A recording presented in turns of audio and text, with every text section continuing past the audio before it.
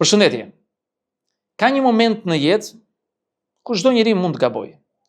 Jo gabim i vogël, jo ai që duket, jo ai që del në shesh, jo ai që mund të mbulohet me një më fal. E pikërisht aty ndodh diçka interesante.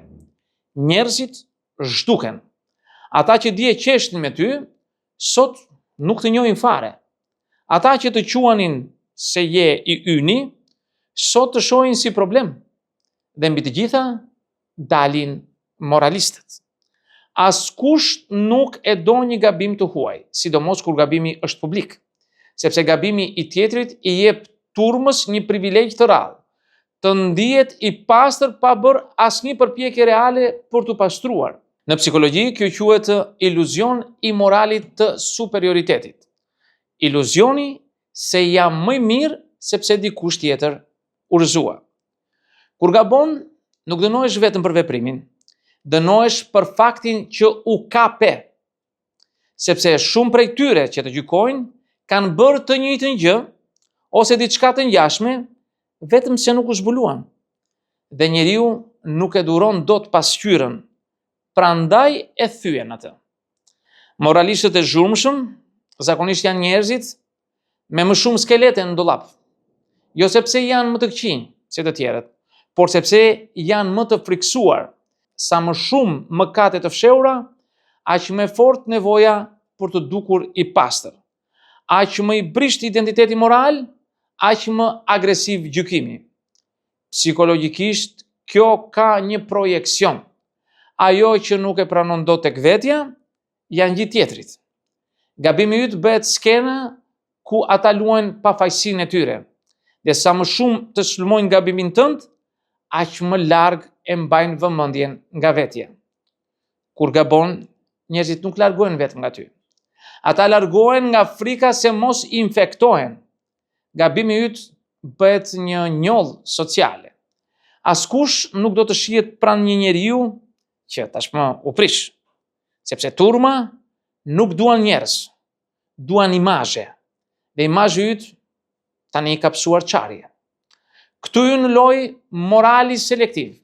Morali që zbatohet vetëm kur i shërben egos.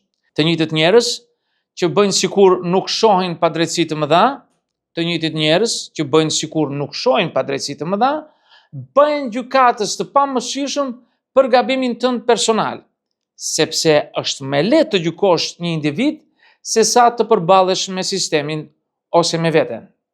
Morali i tyre nuk ka të bëjë me drejtësinë, ka të bëjë me distancimin, me mesazhin unë nuk jam si ai apo si ajo.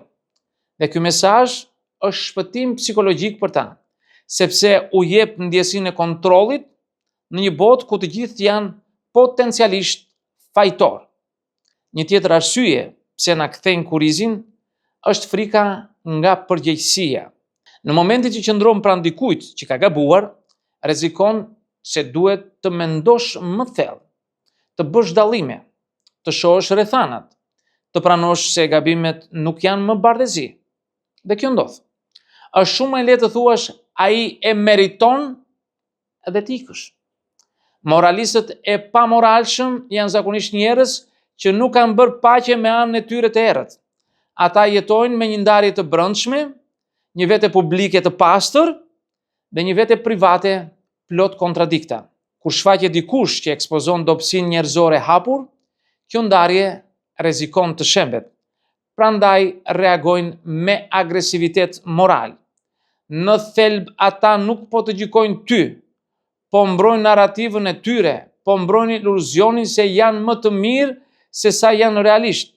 Dhe për këtë iluzion janë gati të sakrifikojnë empatinë, miqsinë dhe ndonjëherë edhe të vërtetën. Kur gabon shumë njerëz largohen sepse nuk din çfarë të thonë. Empatia kërkon guxim, kërkon të ulesh pranë dikujt që po bie dhe të pranosh se nesër mund të jesh ti. Dhe kjo ide është e padurueshme për shumë kënd. Prandaj zgjedhim moralin. Është më i sigurt se solidariteti. Në shoqërinë ku imazhi vlen më shumë se karakteri, gabimi është dënimi social. Jo për të korrigjuar atë, por për ta përjashtuar. Moralizmi bëhet mjet disiplinimi. Shi çfarë ndodh nëse del nga rreshti? Dhe moralistët janë policët vullnetar të këtij rendi.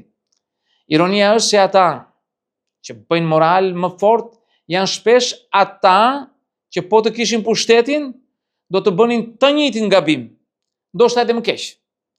Por moralizimi u jep ndjesinë e kontrollit pa rrezik personal. Është heroizëm pa kosto. Nga ana tjetër, gabimi yt i bën njerëzit të ndihen më mirë me jetën e tyre mesatare. Dështimi yt u shërben si krahasim. Të paktën nuk jam si ai apo si ajo. Dhe kjo fjali e brendshme është ngushëllim i lirë për shumë kënd. Ka dhe nga ata që largohen jo nga likësia, por nga frika. Frika se do të qëndrojnë pranë teje, do të kujtohet se janë po aq njerëzor, po aq të brisht. Dhe kjo i trëmb më shumë se gabimi yt. Në këtë situatë të mbeten pak njerëz, shumë pak. Ata që nuk bëjnë moral, por pyesin. Ata nuk predikojnë, por dëgjojnë. Ata nuk kanë nevojë të duken të pastër, duke u larguar. Këta janë njerëzit që ja vlen të mbash. Gabimi yt bëhet filtr. Jo për karakterin tënd, por për karakterin e të tjerëve. Ai që qëndron dhe kur nuk të justifikon, por të trajton si njeri, është real. Ai që të kthen kurrizin me fjalime morale, po të tregon më shumë për veten se sa për ty. Moralistët e pamoralshëm nuk kërkojnë drejtësi, kërkojnë alibi dhe gabimi yt u shërben për këtë. Prandaj bërtasin, prandaj predikojnë, prandaj largohen me zhurmë. Në fund e vërteta është e thjeshtë dhe e hidhur.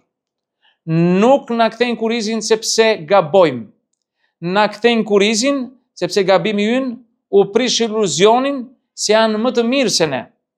Dhe iluzionet për disa njerëz vlen më shumë se njerëzit. Miq, këtë do të thosha në këtë video.